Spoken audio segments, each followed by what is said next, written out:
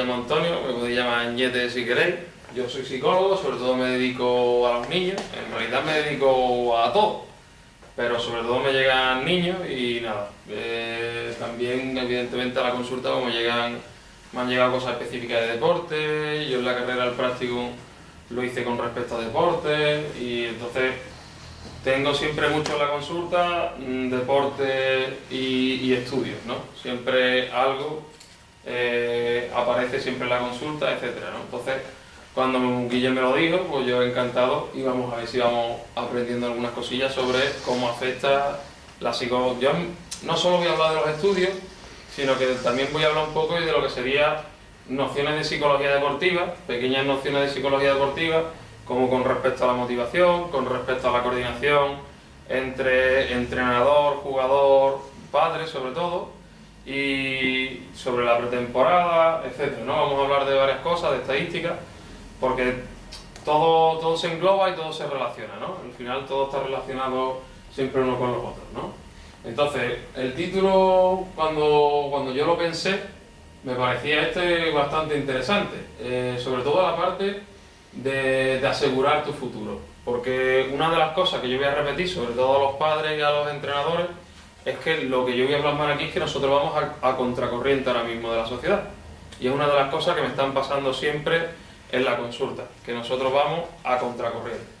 Se están transmitiendo una serie de cosas, una serie de objetivos, una serie de resultados, una serie de logros, de metas, y yo voy a decir todo lo contrario, son logrosas metas, porque de hecho la realidad es otra diferente a lo que nos exponen, ¿no? Entonces sí es importante, sobre todo, asegurar el futuro de la persona, porque nunca no va a estar seguro nada en ningún momento. Entonces, una de las personas que yo más voy a utilizar son los estudios de Joaquín Dosil. Joaquín Dosil es un psicólogo deportivo que, entre otras personas, estuvo trabajando con Jorge Lorenzo, ¿vale? De hecho, uno de los problemas que tuvo Jorge Lorenzo fue que cuando cumplió 18 ya se creía que lo sabía todo. Entonces el padre lo llevó a Joaquín Dosil y una de las cosas, por eso es muy importante la coordinación, una de las primeras barreras que tuvo el padre de Jorge Lorenzo fue que la escudería, digamos que los jefes de Jorge Lorenzo, asociaron psicólogo a estar loco y que le iba a dar mala publicidad. Con lo cual, para ellos era más importante no dar esa publicidad por el tema del dinero económico que Jorge Lorenzo solucionase sus problemas. Entonces el padre ahí se posicionó y dijo, oye, ¿cómo es posible que la seguridad de mi hijo esté por debajo del tema económico? Es decir, que mi hijo se mate en una moto está por debajo a que la escudería pierda publicidad. Entonces, por eso es importantísimo cómo influyen en el deporte tanto padres, directivos, entrenadores, deportistas, árbitros, ¿vale? Entonces, en el deporte, en la vertiente educativa, sobre todo es como una dimensión en donde nosotros pasamos de positivo a negativo. El niño o los jugadores, sobre todo, van a ver cosas positivas y van a ver cosas negativas dentro del deporte, ¿vale? Eso tiene que ser gestionado por todos. O sea, aquí influimos todos. Y en el tema de educación para el deporte, o en lo que debe de ser el deporte, sobre todo en las categorías más básicas, que es la que estáis ahora, pues tiene que ser gestionado de alguna manera por todos, porque todos tenemos un impacto y todos tenemos algo que le afecta al jugador. Y ese, dependiendo de cómo afectemos nosotros al jugador y de cómo el jugador también lo reciba, cómo pida ayuda, etcétera, pues el jugador se va a ir moviendo por toda esta dimensión, ¿vale? Y vamos a ver cómo va a ser verdad. Entonces, dentro del joven deportista, nosotros tenemos muchas influencias. Una es el deporte en sí, que el deporte para la persona tiene que ser atractivo y le tiene que gustar, no tiene que ser una imposición. Los deportes que son impuestos, al final, a largo plazo, se acaban volviendo o rebeldes o infelices los niños. Entonces el deporte tiene que ser algo divertido, sobre todo en estas categorías, ¿vale? Es importantísimo que el chico o la chica se divierta. La familia. ¿Cómo refuerza la familia ese deporte? Y vamos a ver que el reforzamiento que se suele hacer por parte de la sociedad es bastante negativo en ese sentido. Cómo premia, cómo le habla sobre el deporte, la familia es muy muy importante. ¿vale? La relación con sus iguales, es decir, yo me relaciono con mi equipo, pero aparte me relaciono con mi clase. Y mi clase lo que me dice es que el deporte a lo mejor es una tontería y que lo más importante es irme de fiesta. Entonces, eso yo tengo que ser consciente que me va a llegar y que ese problema va a llegar. Y yo lo tengo que gestionar con el jugador, tanto como padre como entrenador y como compañero. O sea, si os fijáis, yo siempre estoy hablando de tres personas, que es el jugador, los padres y el entrenador. Y cada uno tiene su función. Aquí no vale, para mí por ejemplo, siempre soy una persona que lo que dice es, yo quiero sumar. Y para yo sumar tengo una responsabilidad. Y esa responsabilidad es la que yo tengo que intentar realizar de la mejor manera posible. La formación. Los chavales, por ejemplo, se creen que la formación, el conocimiento, no sirve para nada en el deporte. Y, por ejemplo, es todo lo contrario. Conocimiento sobre entrenadores pasados, lectura, comprensión, estadística, matemática, todo ello influye a la mejora del deporte, a la mejora de la atención, la mejora de la concentración, la mejora del razonamiento espacial en las tácticas. Todo eso es importante para el jugador. Y esto, por ejemplo, es algo que para los jugadores está obviado. La sociedad es una variable que nos afecta muchísimo en todos estos aspectos. La sociedad, por ejemplo, una de las cosas que nos venden es que los jugadores, si no tienen estudios, no pasa nada, o que no son inteligentes en otras facetas. Y todo lo contrario. Si os fijáis, la mayoría de deportistas tiene conocimiento de más de un idioma.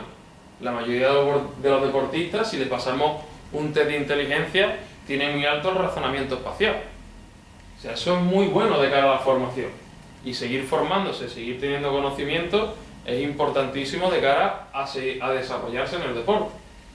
La personalidad del jugador es muy importante, porque esta personalidad es la que, por ejemplo, va a tener una correlación muy alta con sus iguales. Que el chico tenga una autoestima equilibrada, que tenga una seguridad en sí mismo o en sí misma, va en relación directa a lo que yo le voy a decir a los iguales. Así, por ejemplo, voy a rechazar o no voy a rechazar la oferta de, por ejemplo, una droga o de saltarme un entrenamiento o alguna cosa en ese sentido. La educación que se le dé, si por ejemplo si es autoritario, si no es autoritario, esto también entra dentro de lo que sería el entrenador. Tenemos que ser un ejemplo de cómo expresar las cosas. Todos nos equivocamos, pero también tenemos que intentar saber nosotros corregirnos. Y esto para mí es algo que es lo que más se ha perdido en la sociedad actual, que son los principios y los valores. Si vosotros me decís cuáles son los principios y los valores de la sociedad actual, ¿cuáles son? Y sobre todo relacionados al deporte, ¿cuáles son? Ganar y punto. El éxito. El éxito, ¿y el éxito qué es? Sobre cualquier cosa, o sea, ganar por encima de todo. Claro, pero si yo, por ejemplo, llego por ejemplo a ser jugador y me están, por ejemplo, pagando 200 euros al mes y lo puedo compatibilizar con mi profesión, habrá personas que eso no lo consideren un éxito, porque el éxito también puede depender de la economía que ganes, o el éxito también depende del resultado que obtengas al final de la temporada. Y el éxito también, y los principios y los valores nos anteponen que el éxito está por encima de la ética en el deporte, de hacer trampas, no hacer trampas, ser honrado, decir, oye, pararme si un jugador está tumbado en el suelo, etc. Entonces esos principios, esos valores, ahora mismo están como tambaleándose, ¿no? Eso afecta a todos los chavales, eso todos los jugadores y los jugadores lo ven. Y solo hace falta poner las noticias. Solo hace falta poner las noticias de que de Fernando Alonso cada vez hablan menos porque no gana. Punto. Ya Fernando Alonso no es tan buen deportista como era antes. A lo mejor está haciendo lo mismo, pero ya no nos interesa tanto, porque no gana. Entonces, nosotros, por eso digo que vamos un poco a contracorriente. Yo me he preparado las charlas teniendo en cuenta tres tipos de personas: entrenador, jugador, padre. Entonces va a haber partes que sobre todo tienen su importancia para ciertas personas. De cara a los jugadores, una cosa importante es no romper la ilusión o no romper el sueño. A mí, yo no quiero que ningún jugador, después de esta charla, tanto si la ve ahora como si la ve en vídeo, pues diga, yo ya no voy a llegar a donde sea. Yo no quiero eso. Yo creo que la ilusión y los sueños son importantes. Pero también en el deporte, teniendo en cuenta la realidad en la que nosotros estamos jugando, estamos haciendo las cosas, ¿no? Entonces, el deporte es algo en lo que nosotros vamos a ver que yo no lo controlo todo. Y hay mucha gente que le gusta. Es como cantar, ¿no? Está el deporte, cantar, la pintura, el arte. Son cosas, son, digamos, profesiones que no dependen solo de nosotros. Y que mucha gente las quiere. Pero sobre todo las quiere porque la sociedad nos está vendiendo que se gana mucho dinero. Pero ahora vamos a jugar con la estadística y los porcentajes. Entonces, en 2011 hay 403.561 personas licenciadas, o sea, federadas en baloncesto en España. ¿Vale? El Consejo Superior de Deportes en 2012 dice que en Andalucía, por cada 100.000 habitantes, hay 1.272 federados en baloncesto. Imaginaros todas las personas que hay federadas en baloncesto en toda España. Millones o miles. Eso en España. Si ahora cogemos Estados Unidos, miles, millones. Si ahora cogemos, no sé, Francia, Inglaterra, Australia, etcétera, ¿cuántas personas, cuántos chavales pueden haber federados? Millones. ¿Cuántos llegan a ganar 1.000.000 de euros? Eso es lo que se tiene que plantear la persona. Y ya no estamos hablando de cosas subjetivas, estamos hablando de estadística.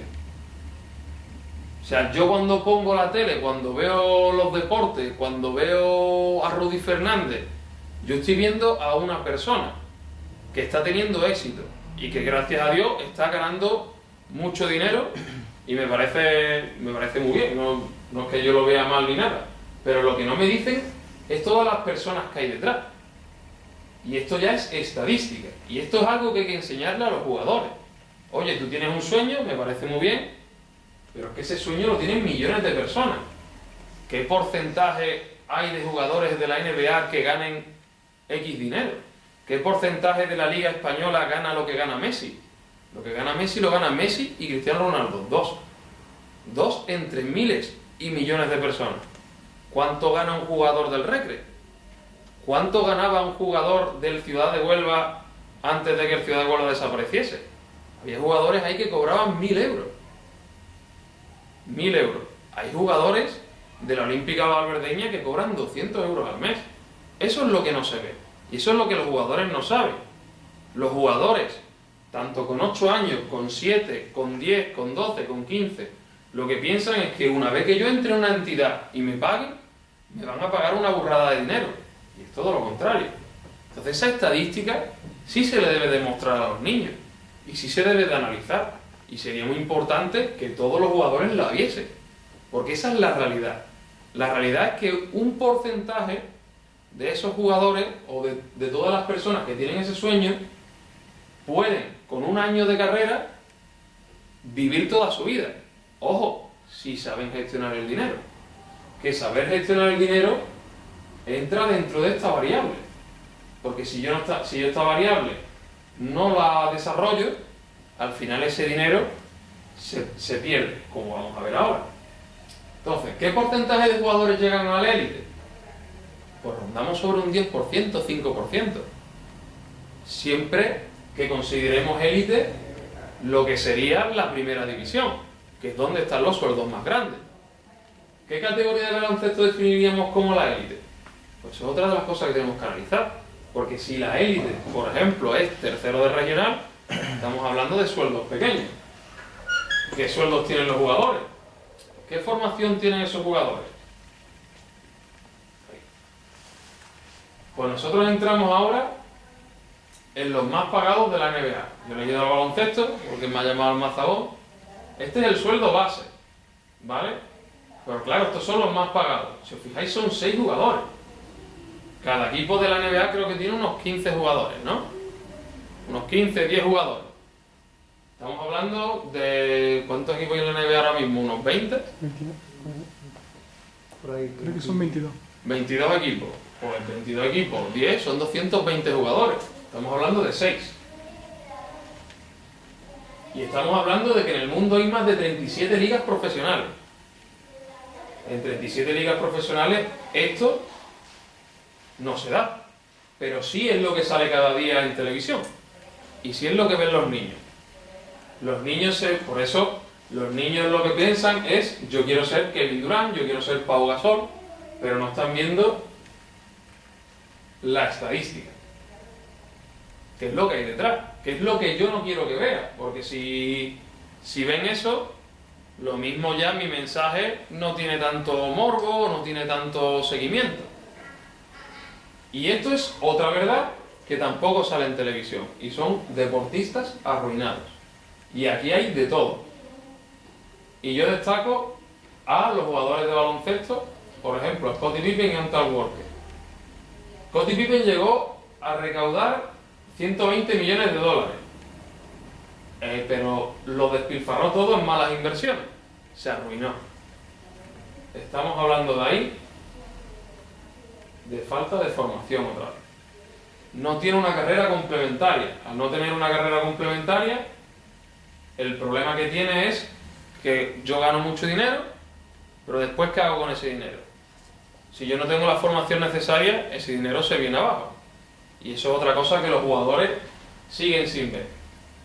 Antoine Walker, 110 millones de dólares, lo gastó en lujo, ahora mismo vive en un piso compartido en alquiler. Porque tampoco supo gestionar su dinero. Porque una de las cosas que vamos a ver en los jugadores es la manera de visualizar, que también es importante entrenarla, porque hay que ver a largo plazo. Hay que saber ver la vida a largo plazo, y los jugadores solo la ven a corto plazo, porque me están diciendo que a corto plazo tener un Ferrari es mucho mejor que poder vivir 20 años tranquilamente. Y eso es lo que me está vendiendo la sociedad. Entonces, esto es cómo se desarrolla la carrera de una persona profesional. Nace y sobre los 4 o 6 años inicia una afición a un deporte, o incluso antes, o a varios deportes a la vez. Entonces aquí ha nacido una motivación, un placer, un gusto. El placer poco a poco se va convirtiendo en competición, y en algunos chavales y chavales pues empiezan a destacar como buenos jugadores. Y entonces ya se empieza a hablar de profesionalidad.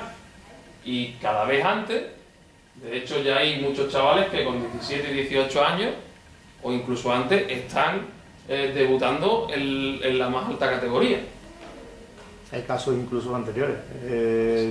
Ricky Rubio fue anterior, en Fórmula 1 ahora más Verstappen también, o sea que cada vez es anterior. Cada vez antes se va destacando, incluso se va haciendo profesional en lo que es la élite. Luego ya desarrolla su carrera profesional, y la carrera profesional de un deportista, si llega muy a largo plazo, pues estamos hablando de 36, 40 años. Entonces, en los mejores casos, pues se puede llegar hasta los 40 años. Hay gente que a lo mejor llega a los 42, etc. Estamos hablando de la élite. Pero, una vez que termina, ¿qué hacemos? ¿Qué hacemos cuando termina la carrera deportiva? Porque estamos hablando de que una persona puede llegar a vivir hasta los 80 años, ponerle. Estamos hablando de que son 40 años más. O sea, cuando un deportista finaliza su carrera profesional, si no tiene otro trabajo, si no tiene otra formación, el dinero no se genera. Si no ha sabido invertir, tampoco genera dinero. Es decir, estamos hablando de una persona que deja de ingresar. Y yo tendré a lo mejor 100 millones de dólares, pero ¿me pueden durar 40 años? ¿Puedo mantener todo el lujo que me he comprado con eso que yo he ahorrado durante 40 años?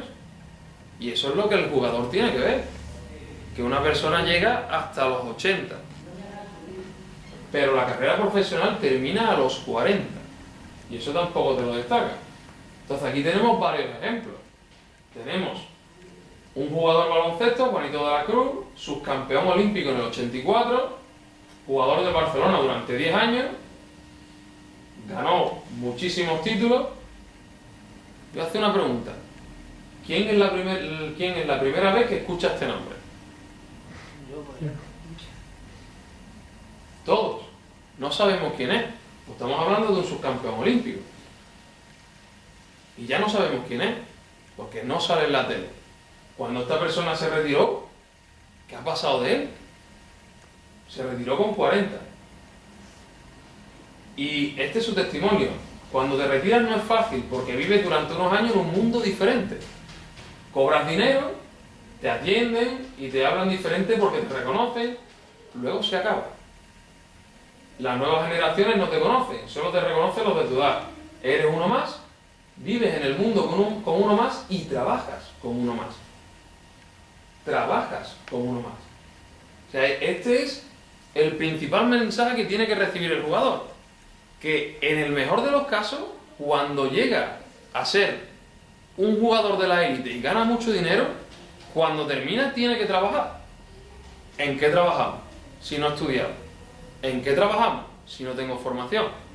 Porque aunque tú te llames Messi, si tú vas a invertir mi dinero, imagínate que Messi se hace corredor de bolsa, si tú vas a invertir mi dinero, yo mi dinero no me la juego. Yo no te lo voy a dar si tú no tienes la formación necesaria. Si tú eres abogado, yo no voy a dejar que me represente si tú no tienes la formación necesaria. Eso es lo importante que tiene que saber el jugador, que se tiene que formar sí o sí, porque aunque su sueño se cumpla, a los 40 termina. Y eso es algo que no te lo dice. Entonces, ¿qué busca? ¿Qué perspectiva tiene el jugador? Primero divertirse. Pero una vez que va aprendiendo y va observando, el mensaje que se le da en casi todos los sitios es ganar. Y el siguiente paso es ser millonario. Estamos hablando de un mundo muy materialista, en donde el jugador lo único que quiere es ganar dinero y ganar, ganar y ganar. Y ese es el mensaje que están aprendiendo los chavales de hoy. Por eso, una de las primeras cosas que nosotros vimos cuando estuvimos analizando varios equipos de fútbol, estamos hablando de niños de 8 años, síntomas como insomnio el día antes del partido, vómitos y diarreas el día antes y la mañana del partido, taquicardia en el momento antes de entrar a jugar. Esos son síntomas porque lo único que importa es ganar. Porque si me están observando y lo hago mal, me van a criticar, nunca me van a reforzar y voy a quedar como tonto, inútil, no voy a servir para mi sueño. O sea, ya no estamos hablando de que es que encima no consigan un trabajo cuando finalice, sino es que desde ya lo que la sociedad nos está diciendo está creando síntomas ansiosos. Estamos creando ansiedad ante algo específico que lo que hemos dicho es que tiene que ser positivo. Y se está pasando aquí.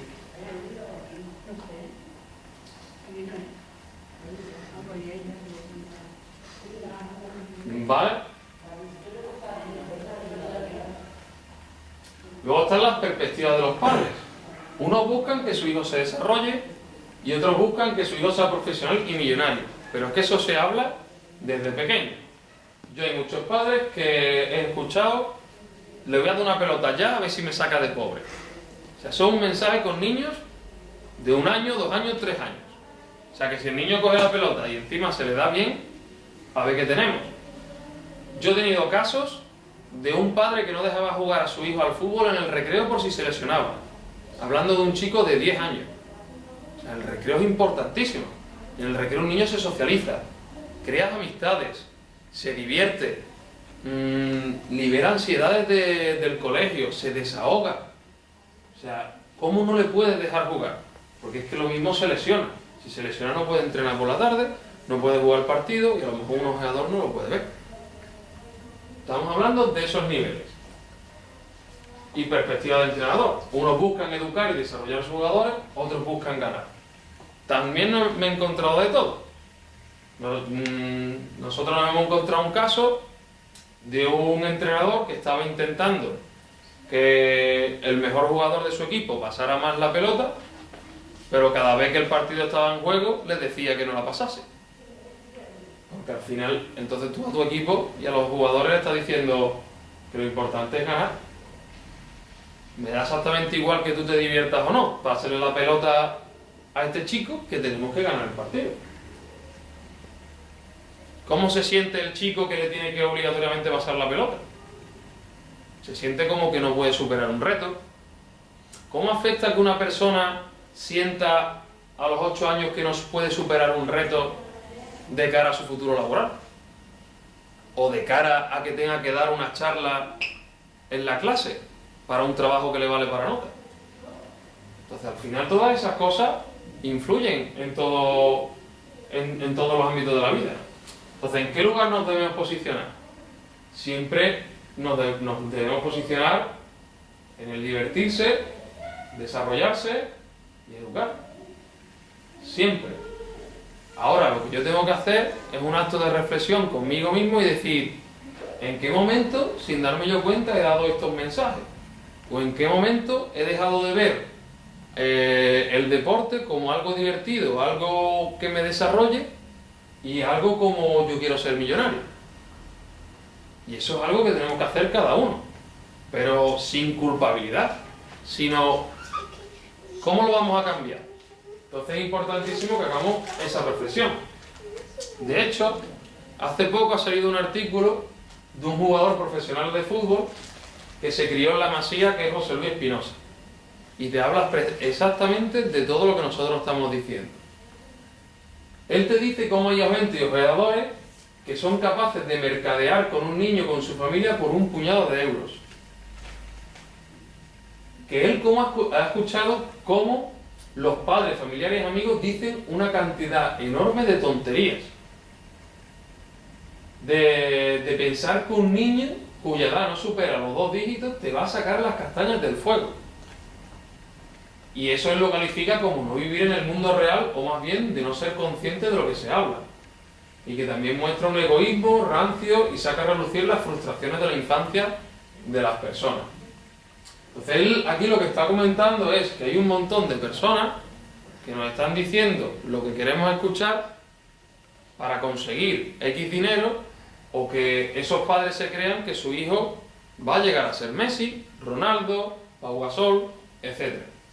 Pero que es mentira. Estamos hablando de un chico que es profesional ahora mismo. Y si vuelvo a decir, ¿conocéis a este chico? ¿Es la primera vez que escucháis su nombre? Me vais a decir que sí. Estamos hablando de una persona que se ha criado en la Masía. Es decir, que ha estado jugando con profesionales ahora mismo como los que están en el Sevilla, que son Gerard Deulofeu y Denis Suárez. Y nadie lo conoce. Entonces, no deben llegar ni al 10% los que llegan a ser profesionales. Y estamos hablando de canteras como la del Barcelona y la del Madrid. Y de todos esos chicos que han hipotecado su infancia para conseguir un sueño, no llegan a ser profesionales. No sé si viste ayer un reportaje que se hizo sobre Iniesta, que Iniesta lo primero que recuerda de su infancia es llorar todos los días, porque no está con su familia. Pues Iniesta al menos ha llegado a ser lo que es. Imagínate el chico que entra en el 90% y que ni siquiera ha conseguido ser profesional. O sea, ese chico se da cuenta de que ha perdido su infancia para buscar algo que era imposible, al fin y al cabo. Entonces, no ser consciente de lo mucho que puede variar el desarrollo de una persona desde los 8 o 9 años, tanto física como psicológicamente. O sea, el adulto que ha perdido toda su infancia desde los 8 o 9 años, ¿cómo estará psicológicamente cuando tenga 20, cuando tenga 25, cuando tenga 30? Cuando se encuentre con familiares que los tendrá que le digan, se creía muy bueno, con lo bueno que tú eras, fíjate dónde ha llegado. ¿Cómo responderá esa persona psicológicamente a esos mensajes? Por eso todas esas cosas nos las tenemos que pensar con respecto a nuestros jugadores, con respecto a nuestros hijos y con respecto a nosotros mismos. ¿Cómo me quiero yo desarrollar como persona antes de desarrollarme como futbolista? Porque hay personas que en la sociedad o en la tele nos dicen, yo soy músico antes que persona. No. La persona siempre está antes.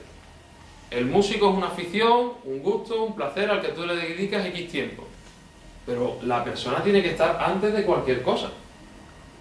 La persona es lo que a mí me dice cómo trato a mi madre. La persona es lo que a mí me dice cómo trato a mi pareja. Entonces, todas esas cosas son importantísimas.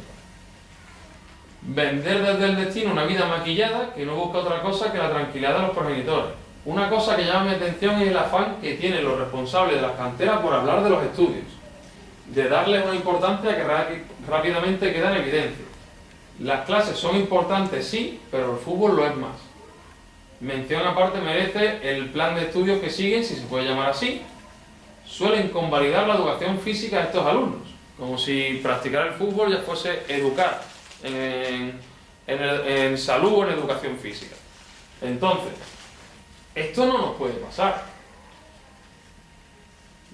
Aquí en Huelva hay muchos entrenadores que hablan desde septiembre de los estudios, ponen una serie de compromisos con los jugadores, pero que después ellos mismos no cumplen. Eso no puede pasar. Si yo le he dicho a esos jugadores que si tú no llevas los estudios al día, los partidos no los juegas, yo tengo que cumplir ese compromiso. ¿Qué mensaje le estoy dando yo a ese jugador? Si no cumplo ese compromiso, el mensaje que le estoy dando es: 1, mi palabra no vale. Y 2, si tú eres bueno, estás por encima de todas las cosas. Que muchos de las cosas, hay chavales que se creen eso con 12 años. Que si yo soy bueno en un deporte, estoy por encima incluso de los profesores. Porque ese es el mensaje que yo les estoy transmitiendo. Que si eres bueno, da igual que tú no cumplas tu compromiso, porque yo voy a hacer la vista gorda. Y eso no puede pasar. Tanto para padres, como para entrenadores, como para mí como jugador, que me he comprometido. Yo me he comprometido desde septiembre en que voy a llevar al día mis estudios, porque si no, no me ponen. Y si no, no solo me estoy fallando a mí o al entrenador, estoy fallando a mis compañeros. Y les estoy mintiendo. Y esos son unos valores importantísimos. Se podría decir que en una residencia de la cantera de un equipo profesional se parece a un internado un poco light, si se me permite la expresión. Como bien, si ellos quieren, estudian. Si ellos quieren. Entonces, si ellos quieren, también me parece algo muy importante de destacar. Porque es que el jugador tiene la decisión de querer formarse, de querer desarrollarse, de comprometerse, de responsabilizarse. No siempre va a ser: es que los profesores tal, es que yo tengo que entrenar, es que... No, el jugador tiene que responsabilizarse del compromiso que tiene con un equipo. Y tiene que estudiar, sobre todo para que su vida esté asegurada. ¿Vale? Entonces, el futbolista profesional, por ejemplo, o el jugador de baloncesto profesional, es el espejo en el que se mira una generación tras otra, sea por la fama, por el dinero o por ambas. Los valores deportivos y el afán de superación no suele ser objeto de culto. Yo, cuando he empezado, he dicho: nosotros vamos contracorriente. Y eso es lo que nos está diciendo este chico. Pero tenemos que seguir yendo contracorriente. Porque si no vamos contracorriente, lo que yo estoy formando en cantera, no estoy formando personas. Estoy formando jugadores que algunos llegarán a jugar en equipos de adultos y otros se estrellarán y psicológicamente se verán afectados. Entonces yo tengo que prevenir eso. A lo mejor hay algunos que su mensaje no cala, o que el mensaje no cala, pero yo tengo que ir contracorriente. Yo tengo que ir contra los Manolos y tengo que ir contra Josep Pedredor. Y es importantísimo, porque una de las cosas que aparecen en esos programas, por ejemplo, es que el deporte femenino no existe. Y eso es una desigualdad para la mujer. Y porque yo estoy poniendo el deporte femenino por debajo del deporte masculino. Y eso es lo que me están vendiendo los medios. Pues de cara a jugadores de cantera, cuando jueguen contra mujeres, ¿qué pensará ese jugador? ¿Cómo influye eso en su machismo? O sea, si fijáis, todos estos mensajes no solo afectan en el deporte, sino que afectan al desarrollo y la educación. Y por eso es educar. El deporte, si nos coordinamos bien, puede llegar a ser un arma increíble para formar a personas fantásticas. Que esa persona llega a ser Messi, pues me da exactamente igual. Pero si llega a ser una persona que es educada, respetuosa, tolerante y que con su familia es fantástica, pues ahí es donde yo he tenido éxito. Y si eso significa que va a ganar 1.000 euros al mes o 1.200, pues también es un éxito.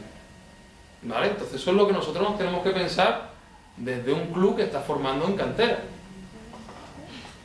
Y no se repara en el camino que han llevado hasta llegar ahí, ni se valoran los costes. Tampoco caemos en la cuenta cuando un día, la mayoría de veces, sin saber por qué, desaparecen. Todo esto sin contar que realmente son conocidos no más de un 20% de ellos. La gran mayoría de los futbolistas profesionales pasan desapercibidos, aunque sí que los que incluimos en esa élite de ricos y famosos.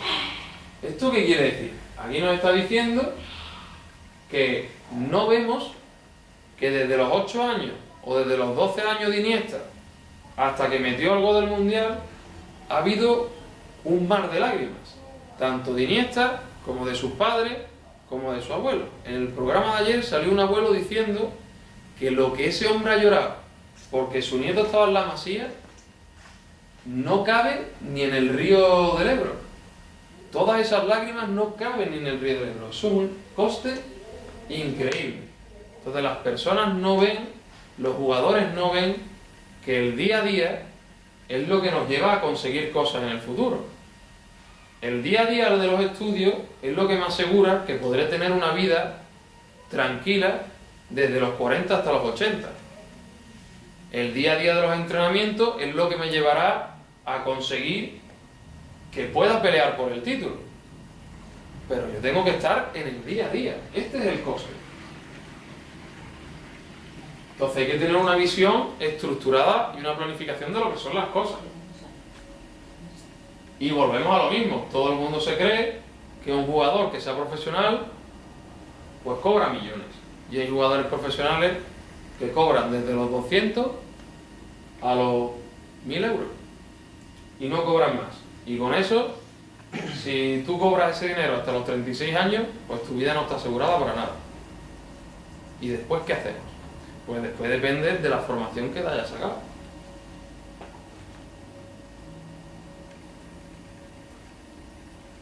Niños a los que apenas se les permite salir solos a la calle en sus pueblos en busca de un sueño que en la mayoría de los casos se torna a pesadilla. Este hombre, que ha llegado a ser profesional, te está diciendo que su sueño se ha tornado una pesadilla. Porque este hombre ha visto que ha perdido una infancia por algo que le habían prometido que realmente no es lo que le da la felicidad. Entonces, la persona tiene que ser feliz y la persona tiene que ir decidiendo sus pequeños pasos. Y si ese paso significa no cobrar tanto dinero, pues mejor. Porque es su felicidad. Entonces, este testimonio lo que nos dice es que el jugador de élite se encuentra prioritario.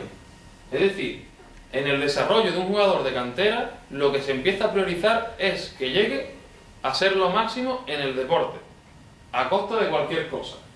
Y lo prioritario en una cantera tiene que ser educar. En valores, en principios, en formación, en conocimiento y sobre todo en esfuerzo. Una de las cosas que nosotros vamos a ver, la teoría de la motivación de lo que es la psicología deportiva, es la motivación en el esfuerzo. Y esto lo tenemos que equiparar a los estudios. Porque en los estudios, ¿cuándo le dais un premio al niño? ¿O cuándo, por ejemplo, reforzáis al niño y le decís que bien? ¿Cuándo ha sacado qué nota? Y cuando yo he visto a ese niño que a lo mejor se ha llevado estudiando todo el tiempo y ha sacado un 3, pero yo he visto que se ha esforzado, ¿qué le digo al niño? Y yo a lo mejor lo he visto como profesor, como psicólogo, como padre, como lo que sea. Pero si yo he visto que ese chico se ha esforzado lo más grande y me ha sacado un 3, pues yo lo primero que voy a hacer es reforzarle el esfuerzo. Y ahora decirle, mira, algo hemos hecho mal, pero no te preocupes que entre tú y yo lo vamos a corregir. Porque yo he visto que tú no has tirado los brazos. O sea, ahí no puede haber castigo. Y tiene que haber un refuerzo por el esfuerzo. Si no gana el partido no pasa nada, pero si ha habido un esfuerzo de por medio, tengo que reforzarlo. Y eso es lo que tiene que entender también el jugador, que lo importante sobre todo es sacar un esfuerzo. Que me voy a encontrar barreras o que en algún momento voy a fallar, seguro. Yo eso a mí me pasa todos los días o todas las semanas. Pero yo tengo que con el esfuerzo saber escalar esa barrera. Pero si lo principal siempre es esforzarse. Eso no significa que lo que yo esté haciendo pues ya no sirva para nada, porque he sacado un mal resultado. También me sirve para aprender lo que estoy haciendo mal.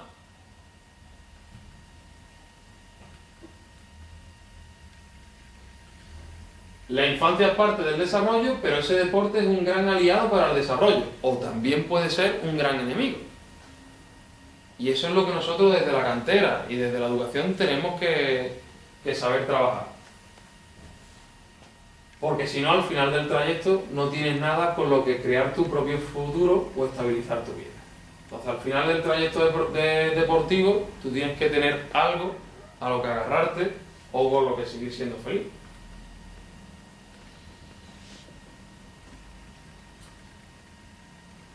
Y el entorno también influye, no solo los padres, sino también un directivo, un político, los otros entrenadores, los otros equipos, los profesores, los familiares, etc. Pues todas esas cosas hay que intentar trabajar. Tenemos otro testimonio que también es un jugador profesional, Miguel Ortega. Tampoco lo conocemos.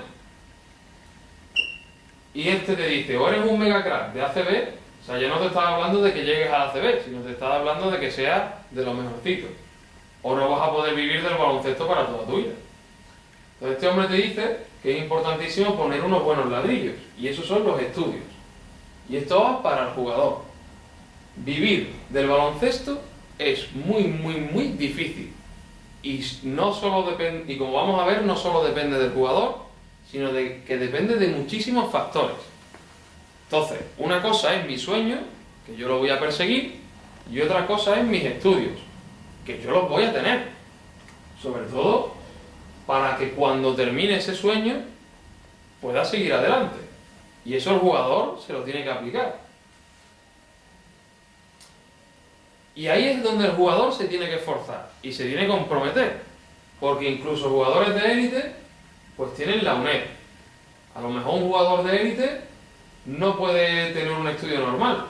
Pero vosotros, por ejemplo, sabéis que hay... ¿cómo es esto? Hay estudios especiales en ciclos formativos según seas un profesional de élite. Es decir, que si yo soy profesional de élite, no tengo la excusa de es que tengo que entrenar, es que es un trabajo, no. Porque es que el sistema educativo me permite tener una flexibilidad en la que yo poder compatibilizar mis estudios. Es decir, que si el jugador no se saca los estudios, es porque el jugador no se compromete y sobre todo que está perjudicando su futuro. Y ahí es el jugador el que tiene que decir, oye, yo tengo que ver que es importante estudiar. Sobre todo porque aunque se cumpla, aunque lo consiga, llega un momento en el que se acaba. Son carreras que se pueden compatibilizar, mucho esfuerzo por parte del jugador, esfuerzo que sin duda tendrá su merecida recompensa. ¿En qué tendrá su recompensa? En el que sabré gestionar todo lo que he ganado, todo lo que he conseguido. Y el estudio sí que es para toda la vida. El baloncesto no. El baloncesto solo dura unos años. Porque de hecho puedo decir, sí, yo voy a ser entrenador de baloncesto. Pues entrenador de baloncesto implica unos estudios. Yo voy a ser manager. Manager implica unos estudios, como por ejemplo de matemáticas, de estadísticas, etc. Entonces, la persona que quiera seguir con el baloncesto tiene que estudiar. Yo he tenido profesionales dándole psicología deportiva en los cursos de entrenador de fútbol. Profesionales que estamos hablando de Chano, de Manu del Moral, que han jugado en la primera división española en fútbol. Y estaban allí estudiando como el primero. O sea, tenían al lado una persona totalmente desconocida en el mundo del fútbol y ellos. Y todos somos iguales cuando llega ese momento. Cuéntenselo a Zidane, que se ha tenido que sacar carnet de entrenador, y me parece algo totalmente perfecto. Entonces, algo que te dice Ortega es que tienes que tener vista a largo plazo. Tengo que ver hacia dónde va mi vida, y cuando se acabe el baloncesto, ¿qué hago? Y es importante siempre tener estudios. De hecho, todas las personas que acaban sabiendo gestionar su vida después tienen estudios. Figo, Guardiola, Mourinho, todas esas personas tienen carrera, estudios. Gregorio Manzano, etc. De esas personas estamos hablando de que todos tienen estudios, todos tienen algo a lo que agarrarse. Y es que aparte, el esfuerzo por parte del jugador, estudiar mejora las capacidades y el conocimiento. Y eso es algo que se puede aplicar al juego. Y la planificación y el esfuerzo del jugador, ahí es importantísimo. Un jugador no me puede decir, yo no tengo tiempo para estudiar porque tengo que entrenar. Eso es mentira. Eso es que el jugador se está intentando aprovechar, y al intentarse aprovechar está fallando a sí mismo, a sus padres, al entrenador y a los compañeros. Porque si yo me planifico, tengo tiempo para todo. Lo que sí es que si yo tengo un compromiso del equipo y de algo que me divierte, lo que tengo que dejar es el móvil, la tele, las redes sociales, el alcohol. Porque aquí es donde se va el tiempo. Y el jugador tiene que esforzarse en controlar. Y el jugador tiene que trabajar para que esto no lo afecte. ¿Vale? Otra de las cosas que hace el jugador es yo no tengo nada que estudiar. Y eso te lo dicen, no, es que acabamos de empezar las clases y no tengo nada que estudiar. Eso te lo dicen las 3 primeras semanas. Eso es como una pregunta, ¿qué pasaría si el equipo no hace la pretemporada? ¿Qué pasaría si un equipo no hace una pretemporada? Que lo funden a la primera de cambio. Que lo funden a las primeras de cambio. Si a mí me funden a las primeras de cambio, ¿qué me va a pasar el resto de la temporada? No voy a levantar cabeza. No voy a levantar cabeza. O sea, ya voy a un ritmo inferior. Ya voy como si fuera cojo. O sea, ese equipo ya está a un ritmo de una quinta marcha y yo estoy aún en segunda. Pues eso es lo que pasa cuando un jugador dice, yo no tengo nada que estudiar. Es como si no hiciese la pretemporada. Tú tienes que estudiar desde el primer día. Y si estoy diciendo ese mensaje, estoy mintiendo. Y estoy mintiendo para no esforzarme. Y eso significa que el resto del año en los estudios me va a ir mal. Entonces, ni el entrenador ni los padres se pueden creer ese mensaje. Y el jugador tiene que ser responsable de decir, yo tengo que planificar. Y esto es algo que hay que hacer al principio de temporada. Para ello es importantísimo. Y esta frase sí que la quiero destacar. Jordi Bargalló es un autor de, no sé si es psicólogo deportivo, educador o maestro de educación física. Y esto es lo que pone en uno de sus libros. Si tuviera que definir con una sola palabra la sensación que percibo cuando veo muchos partidos de baloncesto, en categoría de formación escogería, sin dudar, ansiedad. Entrenadores y jugadores excesivamente ansiosos por intentar demostrar quién sabe más. Demasiada preocupación por ganar. Me gustaría ayudar a ver las cosas de otra manera, a rebajar toda esta tensión. O sea, estamos hablando de que profesionales de la educación o de la psicología nos están diciendo que en las categorías inferiores lo primero que es entrar en un estadio y decir ansiedad. Y eso no puede ser. Y es ansiedad porque lo único importante es ganar. Pues yo me tengo que preocupar de si estoy entrenando los rebotes, reforzar que han cogido los rebotes, aunque después hayamos perdido el partido. Vamos a hacerle ver a los jugadores que lo que tienen que controlar son sus propias tareas. Si yo, por ejemplo, estoy trabajando con un chico que en la táctica o que en la concentración no se pierda, aunque el partido se haya perdido, se lo tengo que reforzar. Y eso es reforzar en tareas, no reforzar en resultados. Porque por muy bueno que yo sea, siempre va a haber alguien mejor que yo. Pero eso no significa que yo esté haciendo mal las cosas. Porque si no, lo que me entra es ansiedad. Porque quiero y no puedo. Y porque no me refuerzan, no me valoran, me echan la bronca, etc. Entonces, ese mensaje lo tenemos que corregir. Vamos a dejar de hablar de los resultados. Vamos a hablar del esfuerzo. Cuando termine el entrenamiento, oye, muy bien, pero también un mensaje como padre. Y el jugador que se olvide del resultado y se centre en lo que el entrenador le dice. ¿Qué tengo que hacer? ¿Coger rebote? Cojo rebote. La necesidad de ganar está en nuestra sociedad. Ya no vale jugar, divertirse, hacer amigos. ¿Cómo influyen los entrenadores, los padres, los medios de comunicación? ¿Vale? Todo eso es un análisis importantísimo. Porque si no cambiamos nuestro mensaje, ni los estudios ni nada van a tirar para adelante. Lo que vamos a encontrar son jugadores ansiosos. Y jugadores que a la larga desarrollarán problemas. Si analizamos los testimonios, porcentaje muy pequeño se enriquece. El primer objetivo siempre es enriquecerse. La educación por parte de padres y entrenadores es fundamental. Tenemos que tener la vista de desarrollar.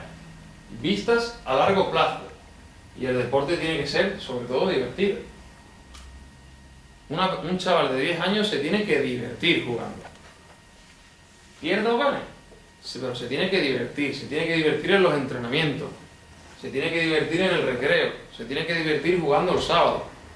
Y eso es lo principal, divertirse. Si yo no me divierto, ¿para qué juego al baloncesto? Entonces eso es importantísimo. Y a partir de ahí, pues luego se irá desarrollando y será formando a lo mejor un trabajo. Pero el deporte debe ser sinónimo de educación y respeto hacia todas las personas que forman parte de él. Jugadores, entrenadores, árbitros, familiares y aficionados. La educación y el respeto en el deporte nace en mí. No miro a la persona de al lado. Lo primero que tengo que hacer es analizarme yo. Yo no voy a decir es que mi entrenador tal o es que mi compañero tal. No, ¿yo qué estoy haciendo? ¿Cómo lo voy a cambiar? Yo tengo que formar parte de las soluciones de las cosas. También vivimos en una sociedad en donde siempre son excusas. Es que los otros, en política, es que este no sé qué, es que este no sé cuánto. No, ¿qué voy a hacer yo? Vamos a movernos nosotros mismos a la hora de hacer las cosas. ¿Qué puedo hacer yo como padre? ¿Qué puedo hacer yo como entrenador? Dejemos de mirar hacia las otras personas. ¿Vale? Dentro del jugador, una cosa importante es que la decisión es del jugador.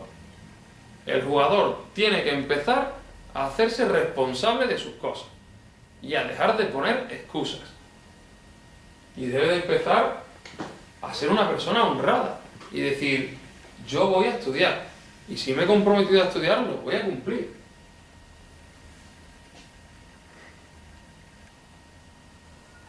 ¿Qué estoy haciendo hoy? Metas cortas en los estudios. O sea, yo no puedo controlar que cuando me presente, por ejemplo, yo soy profesor de la universidad también, yo el martes tengo que poner un examen, yo he puesto el examen, pero lo mismo me encuentro que el examen es muy difícil. No lo sé. ¿Qué puede hacer el estudiante? El estudiante puede coger el martes y decir, Antonio, has puesto un examen muy difícil, pero si esa persona no ha estudiado, siempre le parecerá el examen difícil. Pero si esa persona ha estudiado, es algo que él puede controlar. Es decir, el buen estudiante no puede controlar que yo el examen del martes lo haya puesto muy difícil. ¿Qué es lo que puede controlar el estudiante? El estudiante lo que puede controlar es atender a clases, trabajar, seguir un horario, repasar cada día, no decir no tengo nada. Es decir, lo que tiene que hacer el jugador es centrarse en estas cosas y tener un compromiso con sus padres. Importantísimo siempre, desde septiembre, tener un horario en casa. Eso de, no, yo me organizo solo. No, eso es mentira. Si tú de verdad estás comprometido, tú te haces un horario. Y el horario siempre funciona, si se sigue. Y eso es una de las cosas que tenemos que inculcar en los chavales, y que los propios chavales lo tienen que solicitar. O sea, si os fijáis, aquí no se está hablando de sacar un 5, un 10, un 9, nada. Son cosas muy concretas. Atender, trabajar, seguir el horario, repasar cada día. Yo no estoy hablando de resultados. Si tú haces esto todos los días y tú me sacas un 2, no pasa nada. Veremos a ver qué ha pasado para sacar el 2. Y entre todos recuperaremos ese 2. Pero tú me tienes que hacer estas cosas.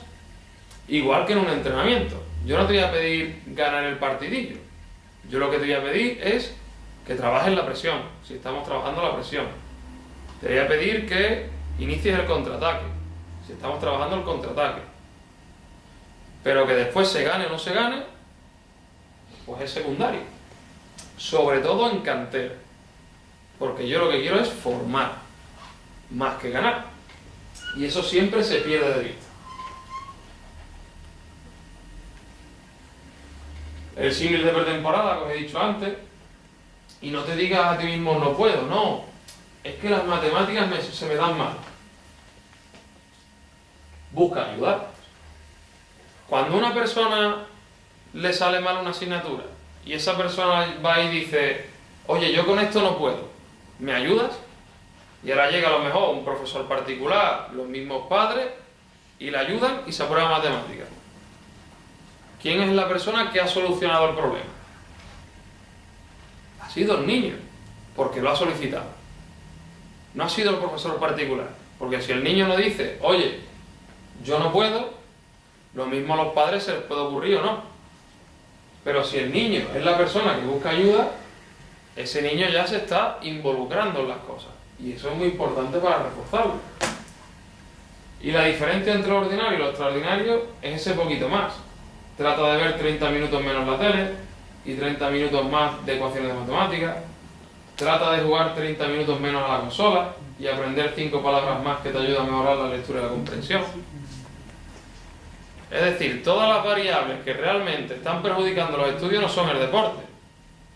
Es el sofá, la televisión, la consola, las redes sociales, el Instagram, el móvil, etcétera, etcétera, etcétera. Y cuando se convierte en adolescente, pues el alcohol, el sexo y las drogas, que también son variables importantes de prevenir. Entonces, la gente más inteligente no es necesariamente la que consigue mejores notas, así como los jugadores con más talento no siempre ganan. Es más probable que las mejores notas y los grandes resultados vayan a parar a los estudiantes mejor preparados, más comprometidos con lo que hacen día a día, donde la perfección es el mínimo aceptable y para aquellos que gestionan su tiempo más efectivamente.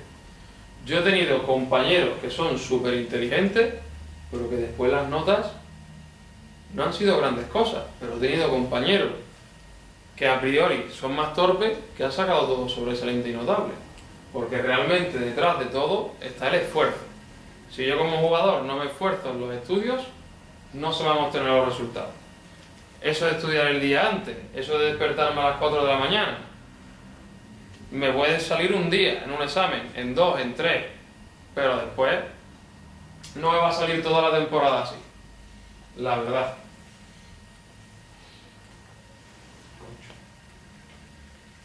Entonces, dentro algo para los padres y los entrenadores, la motivación. Hay muchos tipos de motivación. Está la intrínseca y la extrínseca, la orientada al ego y la orientada hacia la tarea.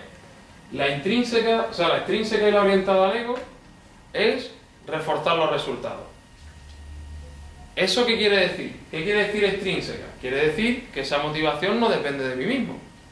Si yo solo estoy reforzando a una persona por el resultado, por ganar o perder, es algo que él no puede controlar.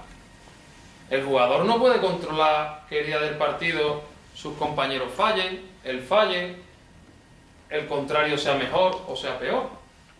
Entonces, si lo único que motiva es ganar, cuando empiecen a perder, lo que se va a provocar es que la persona quiera abandonar el deporte, porque no está consiguiendo su único objetivo, que es ganar.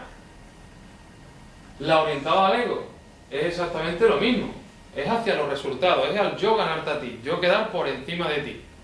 El día que alguien sea mejor que yo, voy a dejar de tener éxito y voy a abandonar el deporte. En cambio, la intrínseca y la de la tarea son controladas por el jugador. La intrínseca es una persona que quiere aprender en el deporte. Yo quiero mejorar mi tiro, yo quiero mejorar mis sprints, yo quiero mejorar el rebote. Son tareas que yo puedo controlar en la mejora y que voy viendo cómo evoluciona, independientemente de que me enfrente a Michael Jordan o me enfrente a Pau Gasol o me enfrente a quien sea. Es algo que yo voy a ver que va a ir mejorando. La posición en el rebote, muchas cosas se pueden mejorar y siempre va a ser controlado por el jugador. En los estudios exactamente lo mismo. En los estudios, el cumplir el horario, el tener ordenada la agenda, la mochila, el escritorio, son tareas muy concretas que es lo que yo le tengo que pedir al estudiante y lo que el estudiante se tiene que comprometer, independientemente del resultado.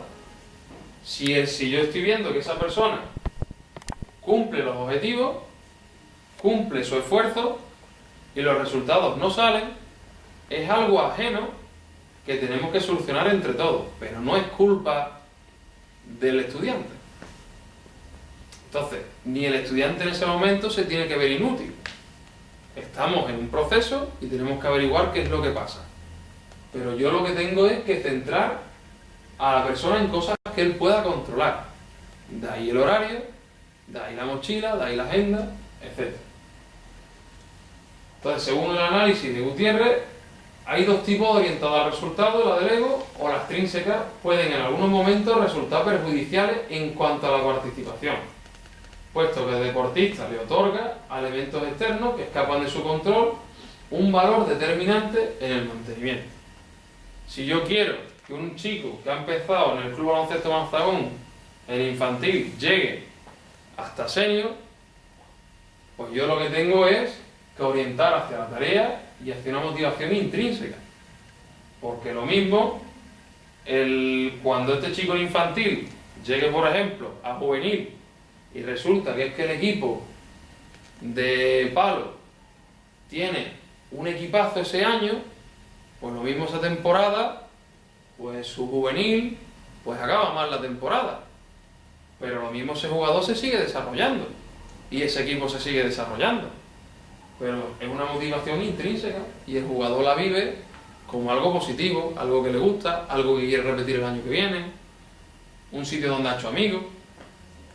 Y eso es lo que nos están comentando las personas que estudian, ¿vale? Luego aquí he puesto frases que utilizan jugadores y entrenadores para que veáis cuál es el mensaje que ellos dicen cuando gestionan el equipo. El equipo correrá. Si estáis preocupados por eso, la gente correrá, se esforzará. Yo les perdonaré que no acierten. Lo que no les permitiré es que no se esfuercen. Estas son frases de Guardiola. Aquí estamos hablando del esfuerzo.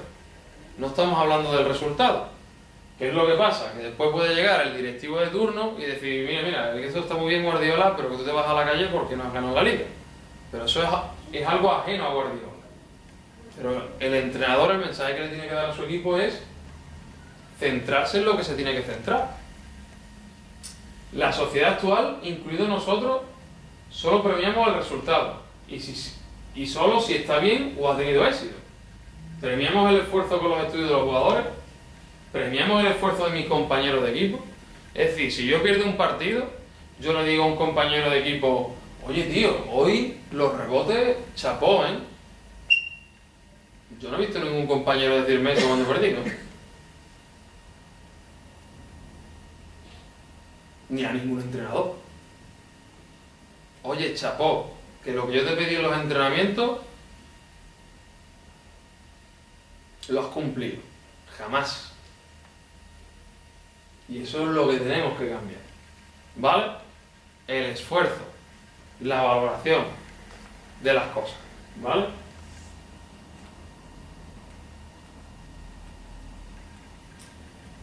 Luego, mensajes de la sociedad. Si gano, mi carrera será larga. Si pierdo, corta. Pero eso son cosas ya de la élite. Y eso los chavales no lo tienen que ver. Tu carrera puede ser larga, corta, lo que sea, ¿vale? Pero sobre todo divertida. En el mundo del deporte de cantera. Grandes leyendas en activo del deporte son criticadas día tras día por los resultados, no por su esfuerzo o profesionalidad. Es decir, Messi puede hacer unos entrenamientos increíbles, pero si el partido no le sale, ¿qué le pasa a Messi? ¿Está Messi ya acabado? ¿Messi ya no se motiva? ¿Solo quiere jugar con Argentina? ¿Solo quiere defraudar a Hacienda? Etcétera, etcétera, etcétera y etcétera. Y lo mismo Messi esa semana tiene unos entrenamientos muy buenos, pero va a ser un partido malo. Pero eso no se ve. No se ve que a lo mejor Messi llega a su hora a los entrenamientos, ni nada por el estilo. Estas críticas hacen peligrar el futuro de las personas. Razón de más para tener una planificación de la vida segura y a largo plazo. Si personas como Messi son criticadas día a día y eso hace que a lo mejor un día lleguen y te digan Messi te despido y ya no te quieran contratar, yo que aún no he hecho nada como profesional, ¿cómo me puede afectar a mí? Pues si a Messi lo despiden, Messi no cobra y tiene que mantener todo lo que ha creado. Entonces, razón de más para planificar una vida segura. El deporte también es una carrera insegura, en donde dependo de que el directivo me quiera renovar o no. Y solo depende de los resultados. Desgraciadamente, cuando no debería de ser así. Y si a un entrenador de turno no le gusto, pues no me va a contratar. Y eso significa que mi estabilidad económica se pierde. Y eso es algo que el jugador no se puede permitir. Por eso es importantísimo que el jugador no solo vea que Messi cobra mucho dinero, sino que también o que Guardiola cobra mucho dinero, sino que si Guardiola pierde 5 partidos seguidos, pues lo despiden. Y que si eso le pasa a Guardiola, al entrenador que está entrenando al Moguer, ¿qué le puede pasar? Pues muchísimo más. ¿Vale? Y si el entrenador que está entrenando en Moguer tiene una hipoteca, ahora ¿cómo paga la hipoteca? Y eso es algo que hay que enseñarle a los chavales estadísticas de la vida. Interacción de los unos con los otros. Todos dependemos de todos, nos interrelacionamos y el esfuerzo es muy agresivo y el esfuerzo muy agresivo de uno contagia a los otros 10. En este caso es importantísimo. Todos tenemos que ser ejemplos de nuestro esfuerzo. Yo tenía un capitán en el Mazagón que no hablaba, porque Javi no habla. Si me está viendo Javi, pues me tendrá que decir la razón porque no habla. Javi no habla, pero Javi, tú lo seguías. ¿Por qué Javi se fue el capitán? Lo nombramos todos. Porque era un ejemplo. O sea, Javi íbamos perdiendo, íbamos ganando, o cuando uno protestaba mucho te decía, que ya está, vamos para adelante. Y eso era lo importante. Javi no hablaba. Javi te decía, vamos a tirar. Y tú lo seguías. Y Javi pues, se partía la cara cogiendo rebotes, se partía la cara robando, se partía la cara corriendo. Y tú lo veías y decías, tío, pues yo le voy a ayudar. Y eso es lo importante. Pero daba igual el resultado. Cuando tú veías a Javi, no pensabas en el resultado. Decías, tío, pues vamos a por él. Vamos a seguirle.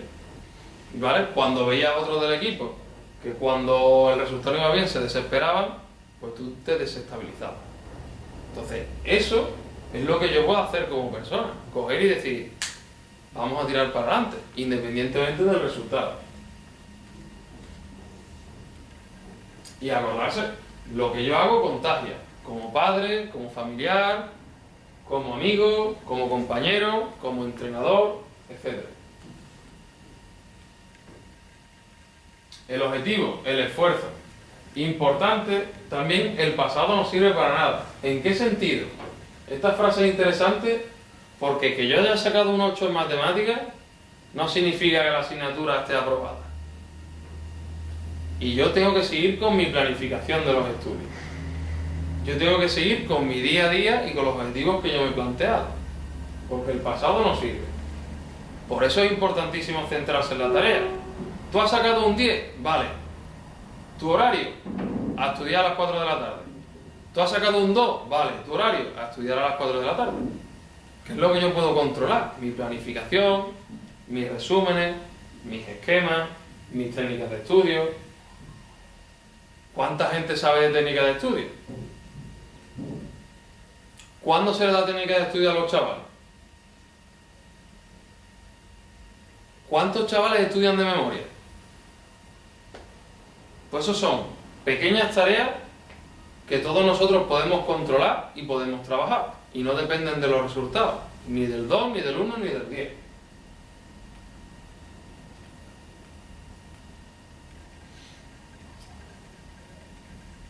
Michael Jordan me puso otra meta razonable y lógica. Yo no le puedo poner a una persona que me ha sacado un 2 en matemáticas, que el objetivo ahora es que saque un 8. Mi objetivo va a ser que entienda los problemas. Mi objetivo va a ser que pregunte las dudas. Mi objetivo va a ser que tenga el cuaderno siempre hecho. Son metas razonables y lógicas que puedo lograr si trabajo lo suficiente. Porque el resultado no puedo trabajar lo intrabajable, que el resultado puede fallar.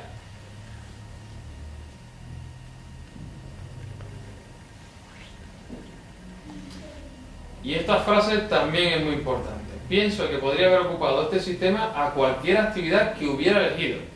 Es decir, te están diciendo que el sistema de la motivación intrínseca y basado en tareas se puede aplicar a cualquier variable. Por eso hoy realmente estamos hablando de psicología en general y no de psicología deportiva, ni de psicología de los estudios.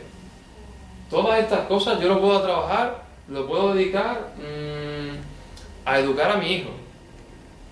Metas cortas con mi hijo, metas que yo pueda controlar, metas en la planificación de las tareas de casa. Yo no voy a decir ahora, ahora voy a dejar la cocina como el de Mr. Proper.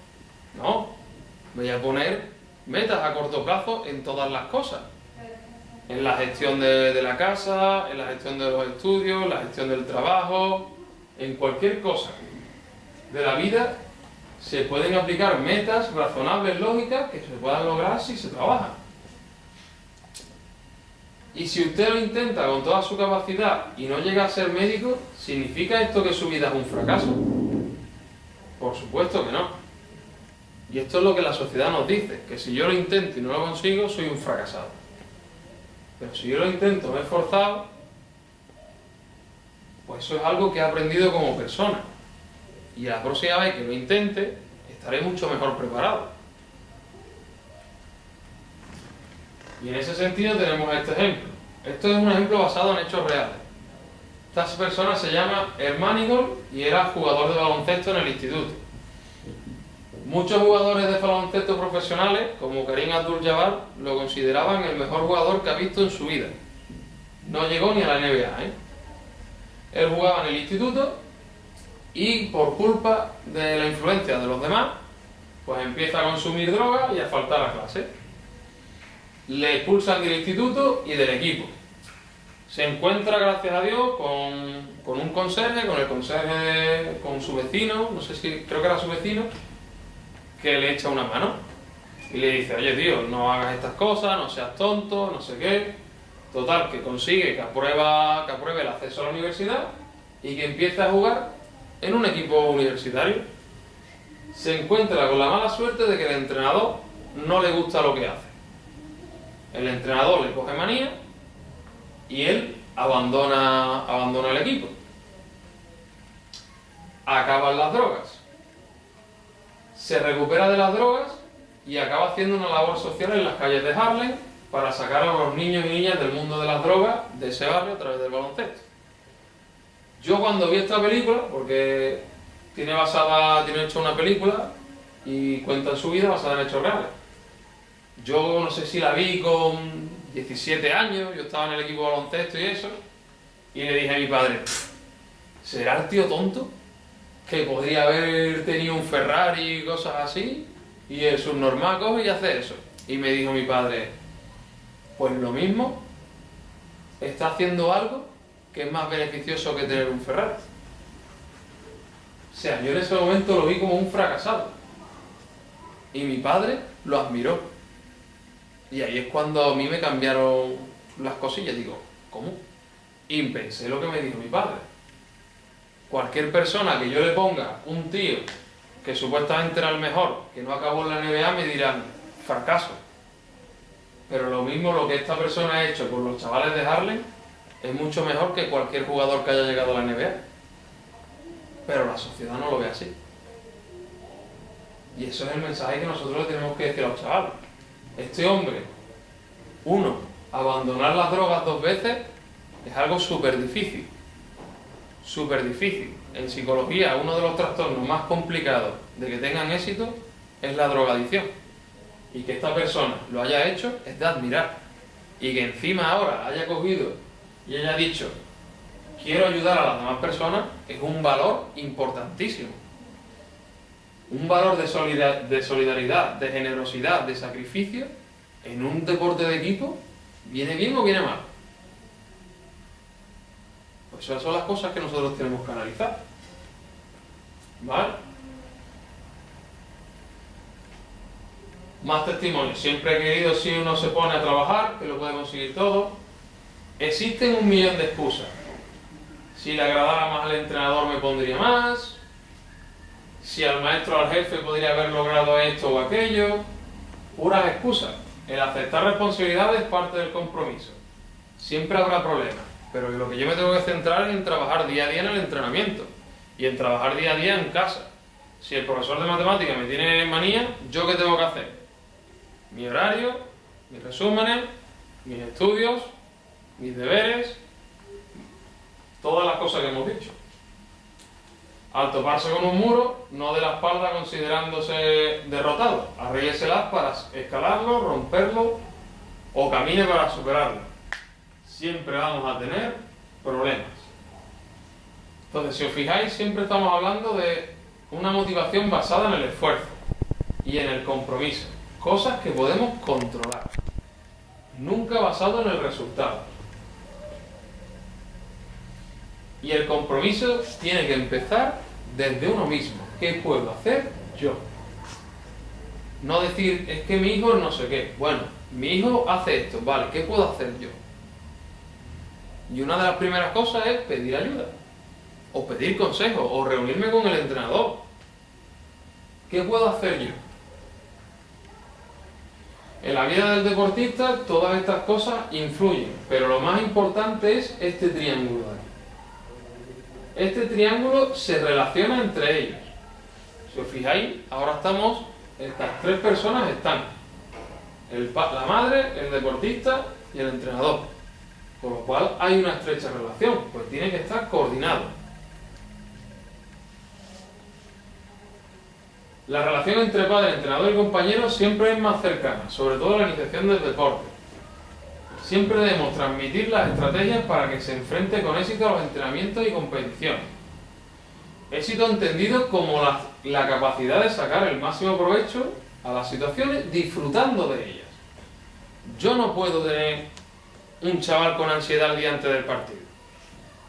Yo tengo que tener un chaval nervioso porque quiere disfrutar del partido. Eso sí es razonable. Y nosotros tenemos que detectar si eso le está pasando a mi hijo o a mi jugador. O el mismo jugador tiene que decir, oye, a mí me pasa esto. Pero claro, eso en chavales de 8 años es muy difícil. ¿Vale? Entonces, el desarrollo del deportista se condiciona por la mejora de las habilidades físicas y psicológicas. Eso es lo que nosotros tenemos que buscar. Desarrollar a través del deporte a una persona física y psicológicamente. Estas habilidades que se aprenden en el deporte se pueden trasladar siempre a la vida. Lo que una persona aprende en el deporte se traslada a la educación y a cualquier cosa. Compañerismo, razonamiento, comprensión, todas esas cosas. Valores como motivación, atención, concentración, ansiedad, estrés, autoconfianza, todas esas variables afectan después a los estudios de los chavales. Por ejemplo, te dicen, es que el niño está teniendo déficit de atención en la clase. ¿Y un deporte no le ayuda a concentrarse y a desarrollar la atención? Por supuesto que sí. ¿No le ayuda a tener después autoconfianza con respecto a los estudios? Por supuesto que sí. Entonces el resultado siempre tiene que quedar por debajo de esas variables. El resultado tiene que ser siempre menos importante que todas estas cosas. Si no, en algo nos estamos equivocando. Y el desarrollo de la persona se va a ver afectado. Pues repito, vamos contracorriente. Porque yo creo que nadie en toda esta semana o en todos estos años os habrá dicho estas cosas. ¿Vale? Más cosas que influyen en el juego del deportista. La amistad entre los compañeros. La pérdida de amistad que el deporte se hace profesional. Cuando los chavales van cambiando, se van haciendo más profesionales, ese concepto de amistad se va perdiendo.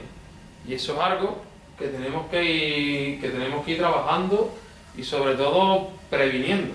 Porque si por ejemplo el club va creciendo, esto es algo que puede ir pasando. Y eso es importante sobre todo que se vaya trabajando. Importante dentro de las relaciones con los compañeros, la popularidad dentro del grupo, la festividad del grupo, la autopercepción y la influencia del grupo, el desarrollo moral de los jugadores. Todas estas cosas afectan en la vida psicológica de los jugadores a nivel de relaciones sociales, y también son importantes que los chavales se vayan trabajando. La cohesión todas estas variables forman parte de la cohesión de grupo y de la autoestima, autopercepción, popularidad. Nosotros hemos hecho sociogramas en donde se han visto chavales aislados del grupo, chavales que no los escogerían. Es como si estuviera el equipo y el chaval. Entonces esa autoestima del chaval había que trabajarlo, y de hecho se trabajó. Pero esas cosas, si te fijas, estamos hablando de que ya psicológicamente el niño está teniendo problemas. Entonces, por eso, dentro de lo que las variables, es mucho más importante que un chico se siente integrado dentro de un equipo a que yo gane el partido. ¿O no? Ahora me dicen no. Importante el partido. ¿Vale? Los padres. ¿Qué pueden hacer los padres? Es importante intentar ser modelo para sus hijos. Creencias y valores que transmiten y conductas relacionadas con la actividad deportiva. Ojo, importantísimo. Siempre nos vamos a equivocar. Ser padre es muy difícil. Mucho. Porque son 24 horas y a lo mejor vienes del trabajo, y etc. Y ser entrenador también es muy difícil. Porque yo vengo del trabajo y me encuentro una jauría de 10 niños, cada uno con sus características, y yo a lo mejor ese día no tengo la paciencia necesaria. Pero sí podemos intentar trabajar en esas pequeñas cosas. Tenemos muchos tipos de padres. Padres entrenadores en la banda, aquellos que entienden o creen entender el deporte que practica su hijo, padres excesivamente críticos. Antonio, perdona, No te preocupes. Aquellos que nunca están satisfechos con la educación, padres vociferantes detrás del banquillo, padres sobreprotectores, padres desinteresados. Todos son tipos de padres que afectan a que la ansiedad del niño se suba, porque casi siempre lo que crean es una motivación de cara al resultado. ¿Vale? Sobre todo, por ejemplo, padres entrenadores en la banda están quitándole la autoridad al entrenador. Eso nunca se puede hacer. Porque después cuando vaya el niño, va a decir, no, es que tú eres un pamplina que mi padre me está diciendo no sé qué. Y eso no puede ser. Padres excesivamente críticos. El niño va a abandonar el baloncesto, porque va a ver que nunca está haciendo nada bien. Padres vociferantes detrás del banquillo. Pues son personas que solucionan las cosas de forma agresiva. Cuando ese niño tenga un problema con un compañero de equipo, ¿qué es lo primero que va a hacer? Gritar. ¿Vale? Padres sobreprotectores, pues son personas que crean personas dependientes. Entonces el niño nunca va a saber enfrentarse a sus propios miedos. Y padres desinteresados son personas que no echan cuenta a los niños. Y los niños sí necesitan el reforzamiento de los padres. Entonces es muy posible que los niños abandonen el baloncesto porque para sus padres no les interesa. Entonces todas estas cosas afectan de forma directa a lo que es el desarrollo de los chavales. Características ideales de los padres: aprender a controlar las propias emociones y favorecer emociones positivas. Aceptar el papel del entrenador, importantísimo. Nunca le quito la autoridad al entrenador. Aceptar los éxitos y los fracasos, sin realizar comentarios despectivos de los jugadores, padres del equipo contrario, entrenadores o árbitros. Expresar interés, darle ánimos y apoyo en los entrenamientos y competiciones. Aceptar su rol en el campo, siendo un modelo de autocontrol. ¿Vale? Todas esas cosas son conductas que pueden hacer los padres. Cosas antes de la competición: darle seguridad, destacar la diversión, utilizar la competición como autosuperación siempre en las tareas, no en el resultado, potenciar lo positivo, estás haciendo amigos, después nos vamos a ir al McDonald's, cosas así, vamos a divertirnos, etcétera, etcétera, etcétera. Todo lo positivo del deporte, que tiene infinidad de cosas. Durante la competición, transmitir seguridad. Tío, tú céntrate en lo que hemos dicho. Acuérdate de la presión, acuérdate de la posición del rebote, etcétera. Fomentar la deportividad, animar y reforzar las buenas acciones. No maximizar los errores. No le hablemos siempre de los errores, vamos a hablarle de los aciertos. Cuidar la comunicación no verbal. No puede ser agresiva, tiene que ser comprensiva. Después de la competición, que el niño cuente, que el niño se explaye.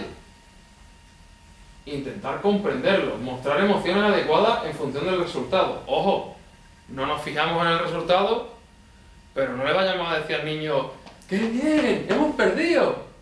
Porque los niños tampoco son tontos, ¿vale? Entonces una cosa es que el resultado no sea lo más importante y otra cosa es que se lo pasemos por alto. Entonces mi emoción tiene que ser adecuada a lo que el niño está sintiendo. Reforzar las cosas que hizo bien y no insistir excesivamente en lo que hizo mal y destacar los valores positivos de la competición, cómo intentar superarse, cómo enfrentarse a los miedos, cómo tener intensidad en las cosas. Todo esto también se puede trasladar a los estudios.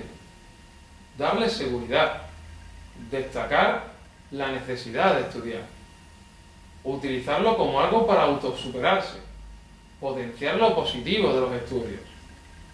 Durante los estudios, animar, no maximizar los errores, cuidar la comunicación no verbal, escuchar y comprender cuando tiene un problema con los estudios, mostrar emociones adecuadas, no emociones agresivas, destacar, reforzar las cosas positivas, ver los resultados negativos como algo que tenemos que superar, proponer soluciones.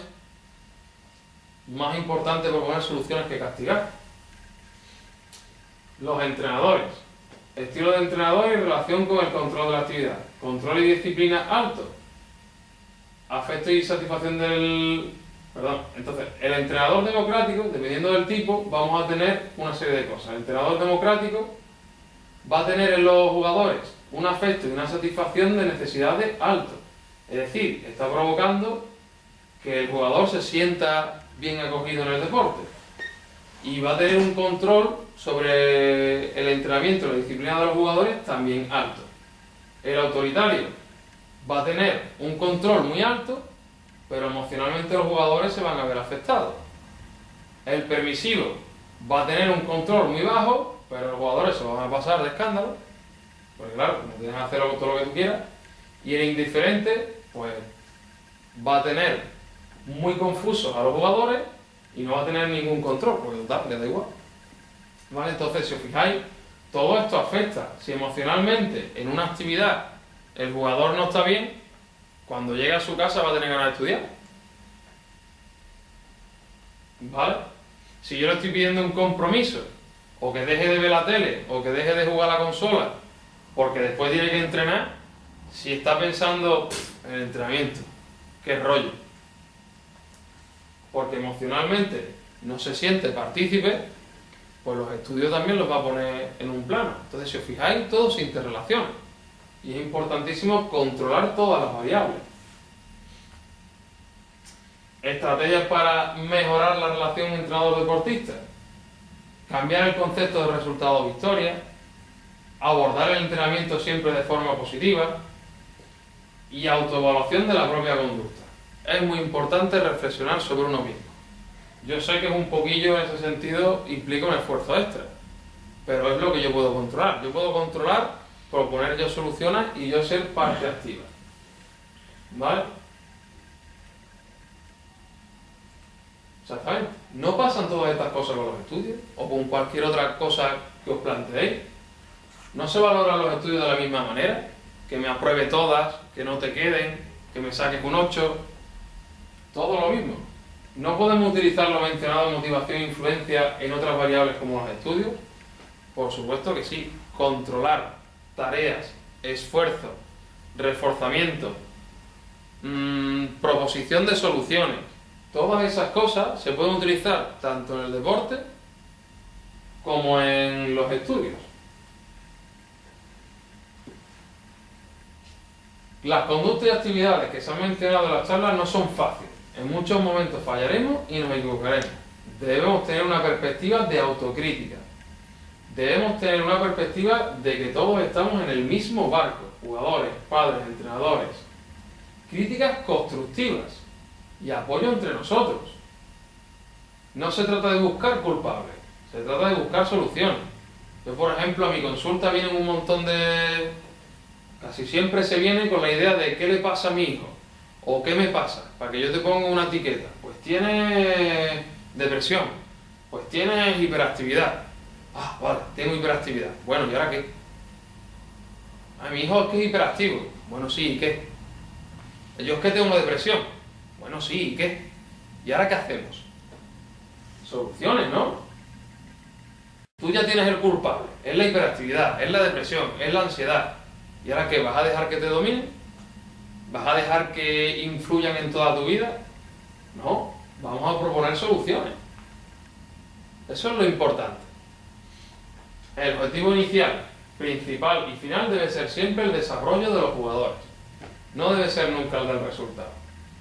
Para terminar, me gustaría poner esta diapositiva de Jordan y también parte del vídeo que he puesto de cómo empezar y de cómo la sociedad influye, ¿vale? El vídeo es muy largo, pero yo lo voy a ir adelantando porque no vamos a llevar aquí toda la tarde.